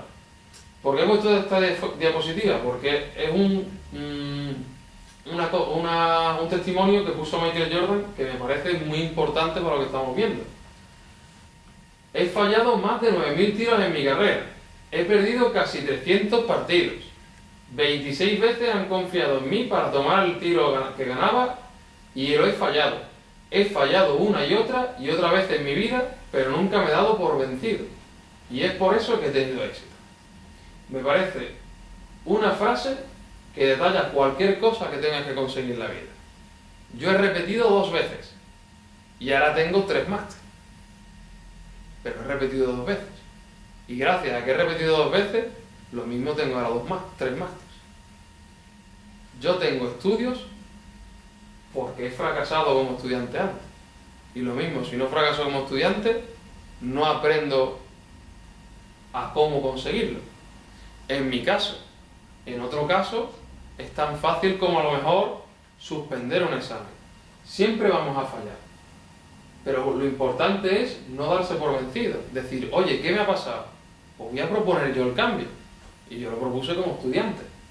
Él lo propuso como jugador. A esta persona lo separaron del equipo de baloncesto. Le dijeron que no valía para el baloncesto. Y ha sido el mejor jugador de la historia. Entonces, un ejemplo de éxito. Pero así hay millones y millones de personas en el mundo. ¿Vale? Y ahora os voy a poner el... Es la clave para ganar ahí fuera. Este contrato estipula que mantendrán una nota media de 2,3 puntos. Asistirán a todas las clases y se sentarán en primera fila de esas clases. Se lo agradecería. Hola. Señor Stein, señor Carter, ¿qué tal los chicos? Muy bien, señora. Vamos 1-0. Qué bien. Si nos hemos fijado antes, le ha propuesto un contrato a los jugadores. Aquí es la clave para ganar ahí fuera. Este contrato estipula que mantendrán una nota media de 2,3 puntos. Asistirán a todas las clases y se sentarán en primera fila de esas clases. Eso es un contrato muy positivo. 2 cosas. Asistirán a todas las clases y atenderán a las clases o algo así ha dicho. Estarán en primera fila. Estarán en primera fila. Una cosa que nos gusta, por ejemplo, de ese contrato es la nota media que tienen que mantener. Se le podría decir, tienen que llevar todos los deberes, tienen que mantener un horario de estudio, tienen que entregar todos los resúmenes, sus padres me tienen que dar todas las semanas un feedback como que os están esforzando, pero la nota media puede bajar dependiendo de alguna asignatura, ¿vale? Entonces, si os fijáis, una cosa importante es el contrato que ha puesto con conductas que se pueden controlar perfectamente, como asistir a clases y ponerse delante de la fila, Pero hay otra cosa que no solo no depende totalmente de nosotros, y que es motivación al resultado, que es la nota media. Pero O sea, sí. son chavales súper mayores, la situación social es muy diferente, porque normalmente cuando llegan a esa edad y allí se premia muchísimo el que seas un crack, pero aunque te vaya fatal en el estudio, aunque abandones los estudios, Claro, claro. te dan becas, aunque seas un nulo, aunque seas nulo. O sea, es una motivación muy drástica, es muy drástico lo que dice, pero es que si no se lo pones de esa manera, no lo hacen. Sí, Con sí, sí, chavales claro. de esa edad, no lo hacen. Sí, sí, pero hay ¿De qué que... edades la motivación tiene que ser de una manera o de otra? Sí, sí, sí, claro, dependiendo. Pero sí es importante, una cosa buena es el compromiso que les hace firmar, que es un compromiso que tú tienes que adaptar a las distintas edades. Eso sí. Pero una cosa también interesante en este vídeo es las conductas que le pones. Yo te pongo conductas concretas. Entonces, de cara a los chavales, el compromiso que yo tengo que tener es el mantener un horario de estudio, y no tiene por qué estar en un papel. En este caso, al ser mayores, pero sí importante es el compromiso. Entonces nosotros vamos a ver aquí varios ejemplos de cosas que se deben y no se deben de hacer, pero todo eso es adaptado, se tiene que adaptar dependiendo de las edades. Pero también nos van a enseñar errores que solemos cometer las personas sin darnos cuenta, ¿vale? Pero en este caso, si te fijas, el mismo a la hora de hacer algo positivo, como es un contrato de estudio, ya está motivando para los resultados. Entonces, de cara a los chavales, por ejemplo, de 8 o 9 años, esto a lo mejor no se debe de hacer así, de firmar un contrato, que sería muy drástico. Pero sí se puede hablar con el entrenador, hablar con el chaval sobre enseñarle técnicas de estudio, comprometerse a atender en clase, comprometerse a que él haga su mochila, a que él tenga un horario por las tardes, a que él sea el que tenga la agenda siempre al día, cosas así. Compromiso, sin papel, pero cosas concretas, no que dependa de que sea suspendido, de que sea aprobado, de que sea etcétera. Y si yo veo que todas esas cosas las va cumpliendo, pues cuando suspenda, en vez de echarle una bronca, diré, ostras, voy a hablar con el profesor a ver qué ha pasado, porque yo le voy a decir que mi hijo está trabajando. Y así tengo una coordinación con el profesor y estoy viendo que mi hijo se está esforzando y lo puedo ayudar de la mejor manera posible. Yo tengo chavales en la consulta que yo no sé cómo no han tirado la toalla en los estudios, porque es que se hartan de estudiar, suspenden y después que les castigan por todos lados, aunque yo les diga, oye, que no lo castigan. Y después, claro, como hoy antes de venir aquí he tenido una sesión a las 3:30 y el tío me ha dicho, es que me gusta venir aquí porque tú me pones las pilas para estudiar. Y una de las cosas por las que le pongo las pilas para estudiar es porque nunca le he hecho la bronca. Nunca le he hecho la bronca. ¿Cómo le voy a echar la bronca a un chaval que se lleva desde las 4 hasta las 9 de la tarde estudiando?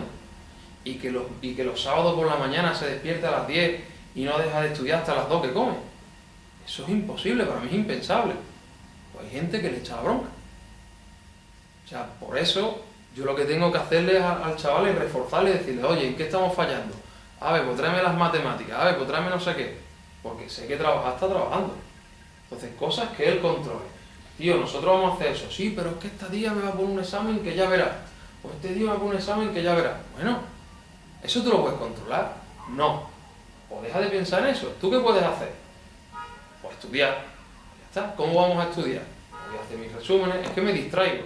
¿Estás haciendo tus resúmenes? ¿Estás resumiendo con tus palabras o lo estás copiando directamente? No, lo estoy copiando directamente. Pues no lo copies directamente. Porque tú estás copiando, pero estás pensando en la tía que te gusta. ¿A que sí? Sí.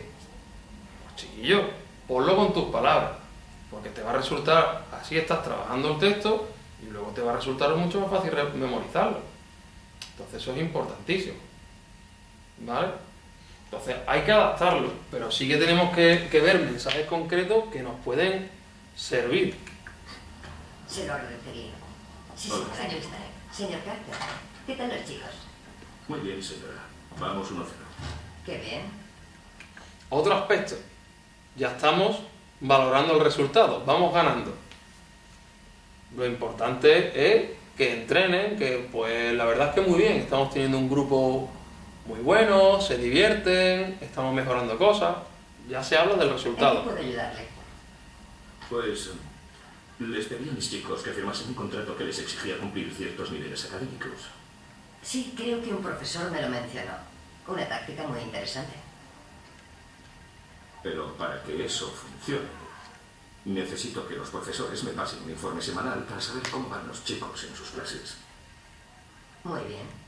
Pues no he recibido nada de los profesores.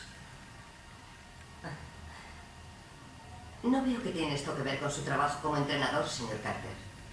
Acepté este trabajo pensando que podría hacerlo a mi manera. Y puede. La próxima reunión de profesores es en 2 semanas. Le sacaré el tema.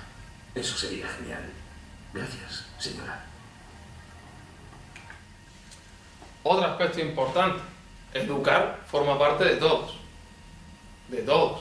Si una persona viene a sumar, yo cómo le voy a decir ese no es su trabajo, si me está ayudando a que los chavales se desarrollen. Entonces, si fijáis, ya vemos parte de la sociedad que nos está boicoteando, que nos está dando un mensaje diferente. Entonces, a nivel de club, todas las personas que formamos parte del desarrollo de los chavales tenemos que intentar estar coordinados en ese sentido y ayudarnos los unos a los otros. Vamos a apoyarnos entre nosotros. No vayamos a decir, es que ese no es el trabajo del entrenador. Pues si me está ayudando a que el niño se desarrolle, no le llegan los informes y ahora vamos a ver cuál es la reacción que él hace. Mira, nena, voy a ser sincera contigo, ¿vale? Tú eres mi chica. Salgo al campo y si la cosa se complica, solo tengo que pensar en ti. Señor Lai, ¿por qué no está en geometría? Viva ahora mismo, señor. Señor, esta es Betty. Vela. Vela, esta es Vela, señor. A clase.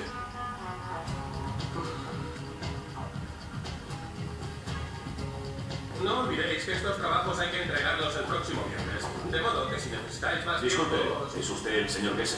Sí.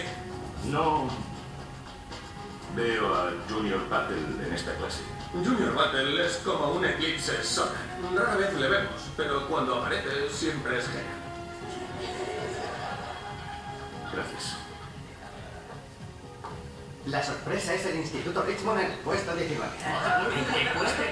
En ese sentido, nosotros ya estamos viendo que el entrenador se implica en conseguir la información, pero también estamos viendo que los jugadores no están cumpliendo su compromiso.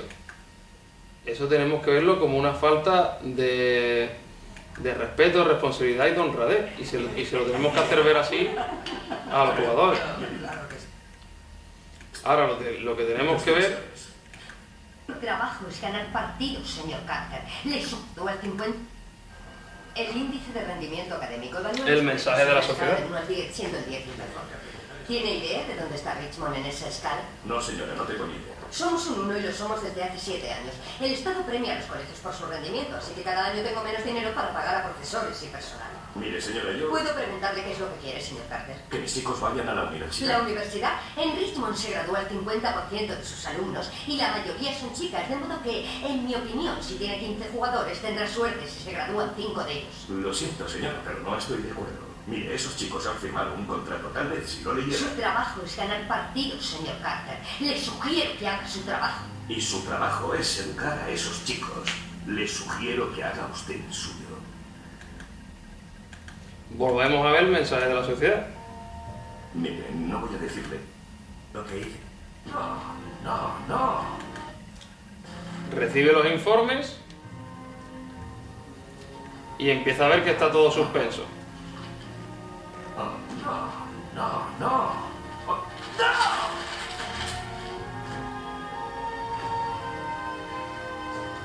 ¡Dios!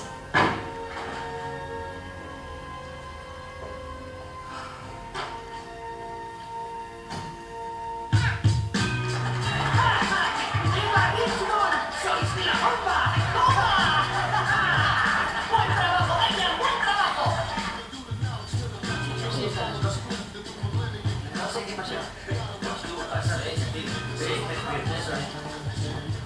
¿Qué pasa? No lo sé. Nos da todo el día libre. Entrenamiento suspendido. Vayan a la biblioteca. Claro, ni siquiera sé dónde pilla la biblioteca. No me extraña. ¿Dónde pilla? No se sabe que tenemos que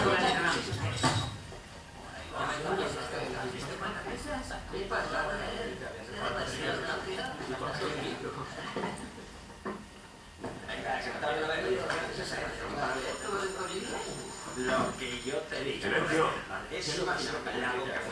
¡Silencio! Caballeros, en esta mano tengo unos contratos firmados por mí y por ustedes. En esta mano tengo los informes académicos que han preparado sus profesores. Tenemos a 6 jugadores que suspenden al menos en una asignatura. 8 jugadores sin evaluar por falta de asistencia. Caballeros, han fallado en su cobro. Lo siento. Hemos fallado. Nos hemos fallado. Algunos de ustedes han cumplido este contrato, pero sepan que somos un equipo. Y hasta que cumplamos los términos de este contrato, el gimnasio permanecerá cerrado. ¿Cerrado? ¿Pero cómo que cerrado? ¿En serio? Entonces, como hemos visto antes, llega el momento en el que no cumplen su compromiso. Llega el momento en el que el entrenador tiene que decidir si mantiene su palabra o no mantiene su palabra. Evidentemente, como has destacado antes, es un caso drástico. Pero si nosotros entablamos un compromiso acorde a la edad de los jugadores, también lo tenemos que cumplir cuando se dé el caso. No como muchos jugadores o muchos entrenadores que cuando el jugador no cumple las notas o no viene a los entrenamientos, acaba jugando siempre el partido porque es el de más calidad. Entonces, eso, si yo doy una palabra de una consecuencia o de un premio, de lo que sea, yo lo tengo que cumplir. Porque si no, el valor que estoy dando es que el deporte o el talento está por encima de cualquier cosa. Y eso es lo que pasa, por ejemplo, en Estados Unidos. Que el talento de un deportista está por encima de que sepa o no sepa leer. Después me da exactamente igual si le timan cuando termine de ser jugador. O después me da exactamente igual si se rompe la rodilla y no llega a la NBA. Lo importante es que él sepa que si es muy bueno en el baloncesto, pues que está por encima de todas las cosas. Ahora, cuando le vaya mal, a mí que me olvide. Y esas son las cosas que nosotros le estamos enseñando. Que él está por encima de los castigos, o de las consecuencias, o del compañero. Porque si a este, que no es tan bueno, le pongo la consecuencia, pues el que no es tan bueno estará pensando, sí, pero como este es el bueno, va a jugar siempre. Entonces, ¿yo qué hago? Entonces llega el momento en el que el entrenador tiene que poner la consecuencia que se ha pactado en septiembre. ¿Qué es lo que hacen los padres? ¿Besonchu? ¿El representante de los padres? ¿Y la señora Nguyen?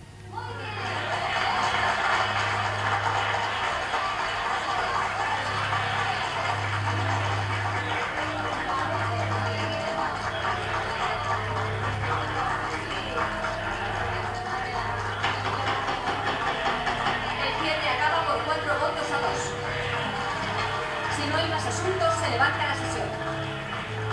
Gracias a todos por venir.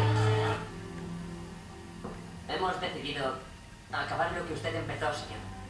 Sí, así que pírese. Tenemos que apoyar, señor. Los padres hacen que le despidan. Eso es lo que hacen los padres. Entonces eso no puede pasar. Tiene que haber una coordinación entre padres, entrenadores y jugadores de lo que se hace.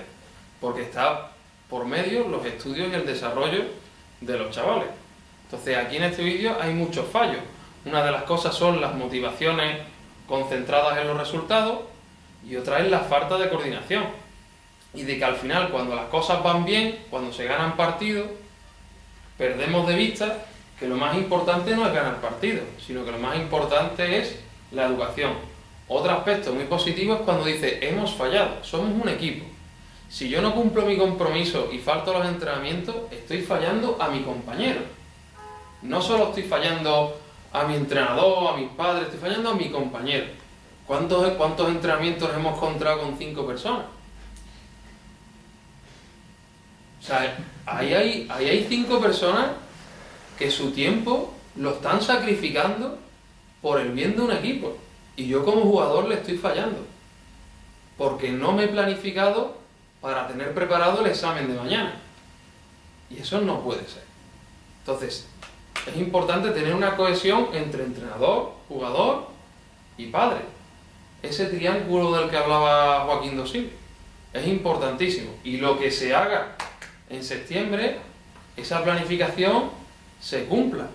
Yo veo muy positivo la coordinación y la comunicación entre todos, pero como parte de un equipo. Y en el momento en el que se pierda, seguimos la planificación, y en el momento en el que se gane, seguimos la planificación. Y el jugador se tiene que responsabilizar. El deporte no es el problema es la planificación y el compromiso. Entonces, hemos visto cómo hay personas que han fallado al compromiso. Como no hay tampoco mucho tiempo, no hemos visto cómo jugadores entre ellos se echan la bronca. Oye tío, podrías haber mantenido tu compromiso. Y eso es muy positivo.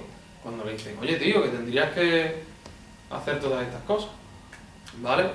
Entonces, en definitiva, vamos en contra de lo que la sociedad nos dice. Motivación en lo que podemos controlar, valores y principios. ¿Y qué solución puedo tener yo hacia los problemas? Y los jugadores hay que comprometerse. Y está claro, el deporte llega a una edad en que lo quieras o no lo quieras, se acaba. Y aunque tu sueño se haya cumplido, empieza la vida real. Y te quedan 40 años de vida en donde te tienes que saber gestionar. Y sin formación no lo consigues. Así que nada. Si necesitáis cualquier otra cosa,